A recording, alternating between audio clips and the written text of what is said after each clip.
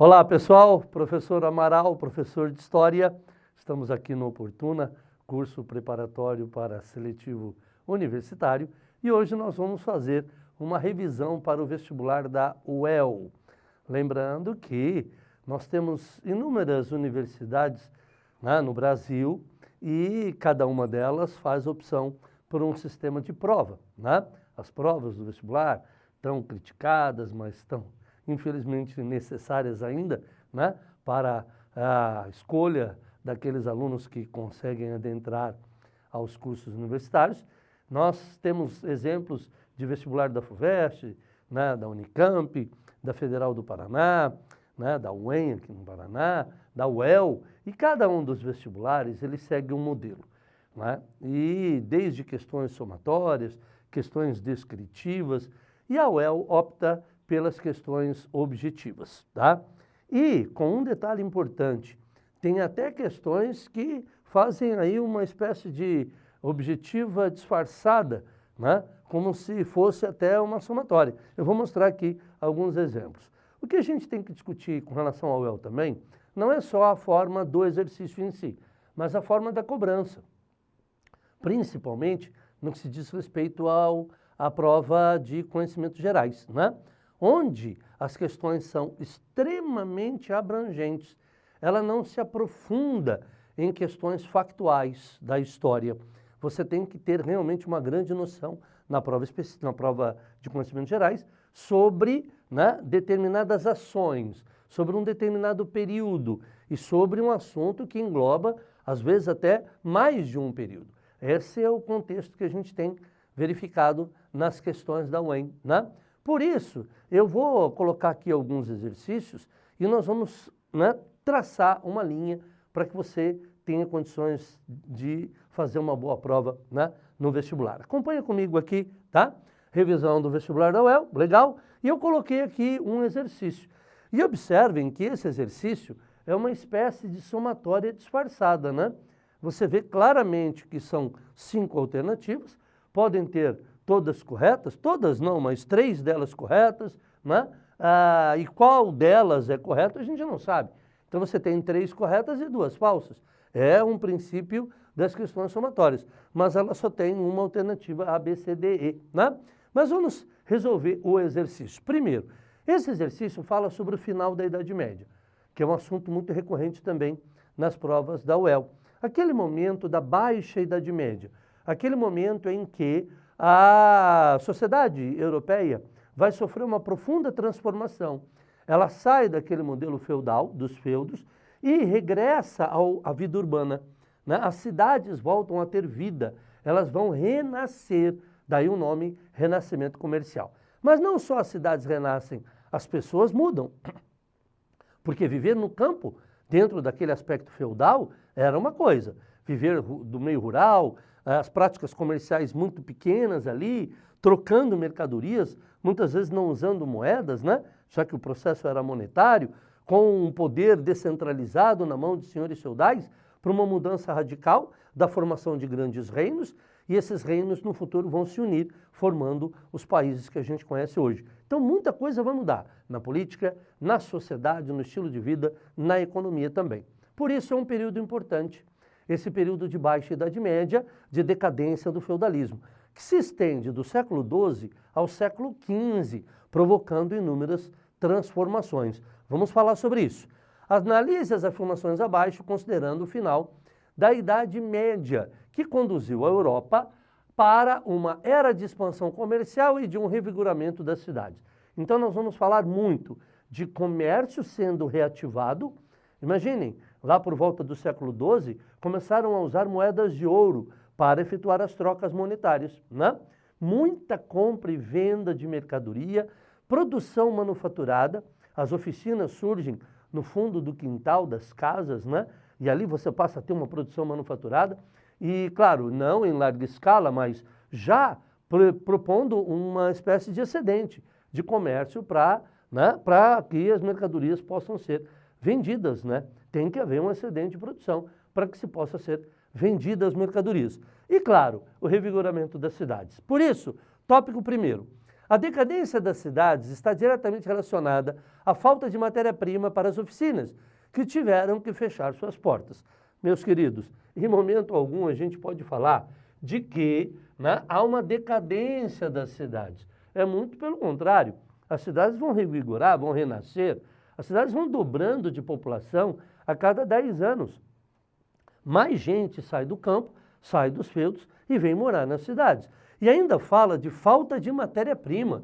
Muito pelo contrário também. As oficinas vão crescer, a produção também.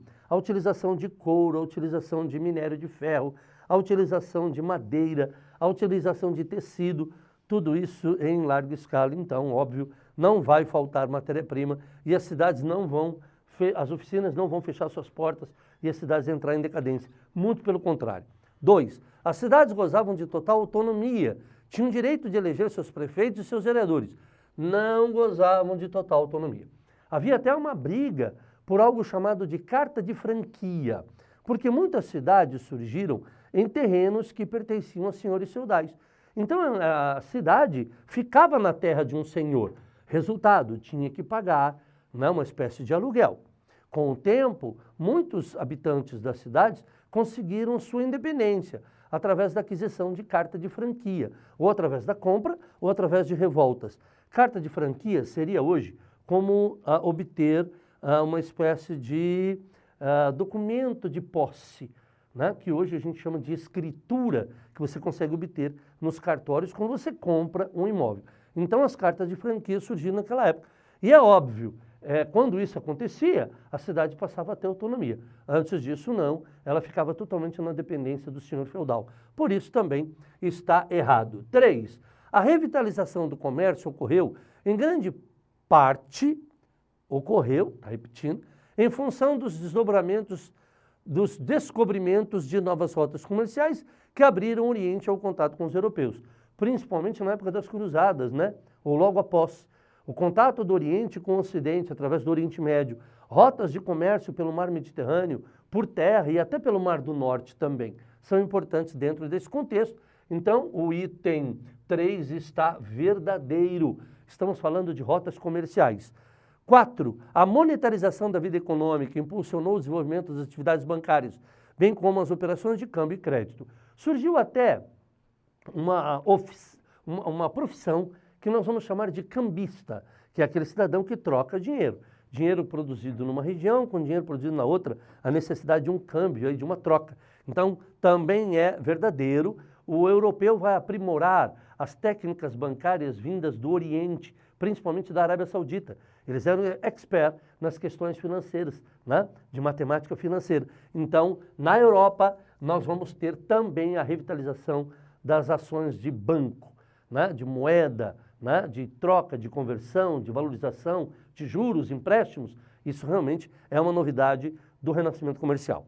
E 5º, as corporações eram importantes instituições dessas cidades. Funcionavam como instrumento de proteção e apoio aos artesãos e suas manufaturas.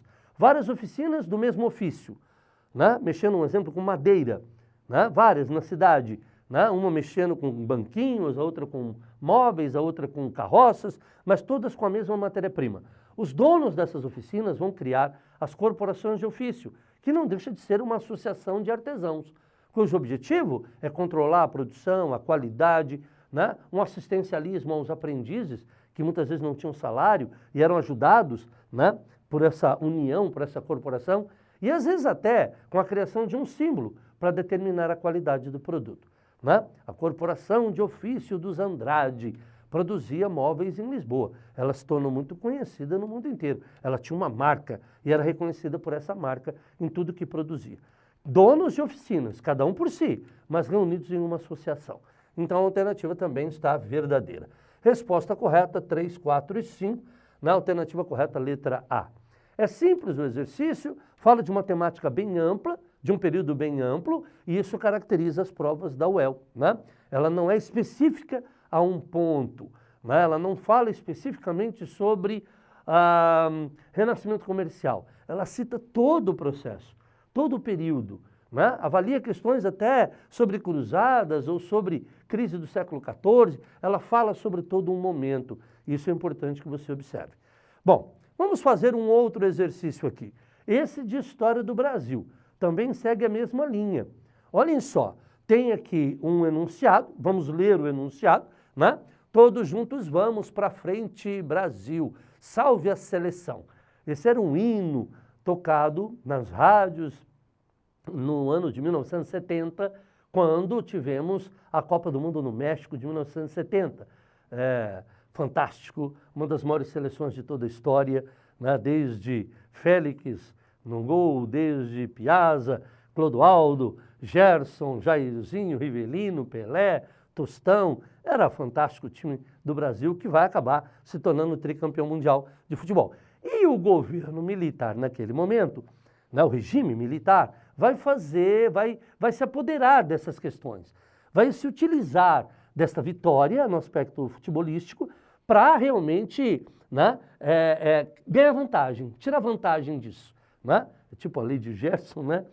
O Gerson era um dos jogadores que na época fez uma propaganda na televisão de cigarro. E ele dizia, leve vantagem você também. E aquilo virou também uma prática muito comum das pessoas naquela época, daquela geração, de querer levar vantagem em tudo, né?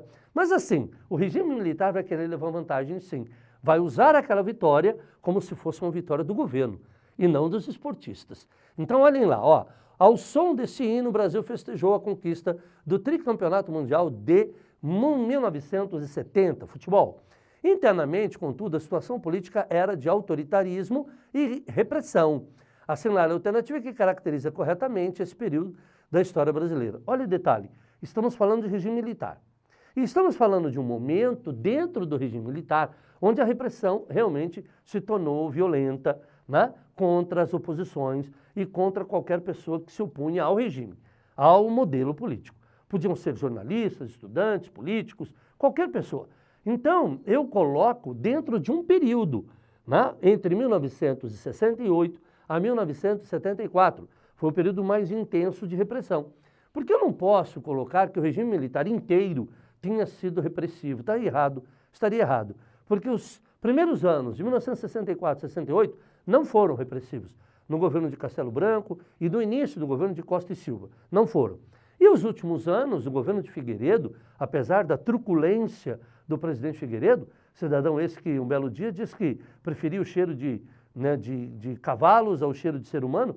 Imaginem, ele era da cavalaria do Exército Militar, né, brasileiro. Então era um truculento presidente, mas não foi um período repressivo. Muito pelo contrário, lei de anistia, uma série de concessões, né, feitas naquele momento, deixam claro que não foi tão repressivo. Bom, repressivo sim, de 68 a 74, que é o período que está sendo citado aqui. E a gente precisa descobrir isso no exercício. Olha a alternativa A, movimento em que a campanha da legalidade, liderada pelo governador do Rio Grande do Sul, Leonel Brizola, foi derrotada. E o presidente da República, Jânio Quadros, foi deposto por um golpe. Bom, Jânio Quadros estava na China e recebeu a notícia de que João Goulart, que era o vice, estava na China e recebeu a notícia de que Jânio Quadros havia sido deposto. Na realidade, ele havia abdicado do poder, né? Ele renunciou ao poder. E ele deveria retornar imediatamente da China. E foi o que fez João Goulart, que era o vice-presidente. Só que João Goulart, ele na prática era de fortes tendências socialistas na época, e o Parlamento Nacional não queria que ele assumisse. Houve ali uma disputa, um litígio, um momento difícil naquele instante. E Leonel Brizola, que era o seu genro, que era governador do Rio Grande do Sul, liderou um movimento de legalidade, exigindo que ele fosse aceito presidente. Ele acabou, sim, aceito, o João Goulart, mas na condição de que iríamos adotar o modelo parlamentar e ele, como presidente, não teria poderes efetivos. Isso ocorreu no ano de 1961, meus queridos, e não nesse momento na década de 70.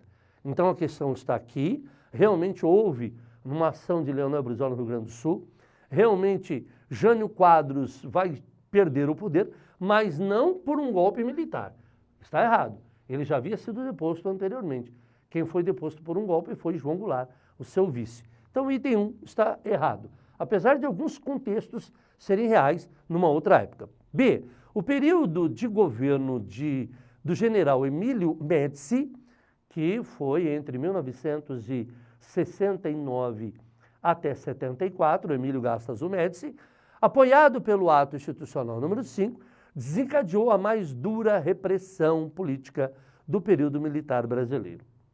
Cara, eu vou deixar essa alternativa B, eu vou deixá-la de lado. Vamos a C. Mandato do presidente Costa e Silva, que pressionado pelas manifestações populares estudantis, fechou o Congresso Nacional e proibiu o funcionamento dos partidos, sindicatos e associações. Olha, o ato institucional número 5 previa o fechamento do Congresso Nacional, que em determinado momento chegou até ser fechado.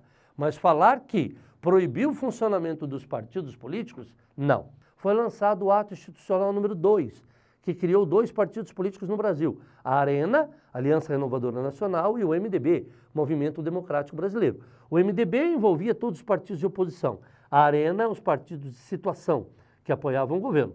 E esses partidos não foram proibidos, não tiveram bloqueado ou proibido o seu funcionamento. Eles continuaram existindo. Então, o exercício também está errado por uma série de situações aqui ligadas a esses conceitos de ação de Costa e Silva.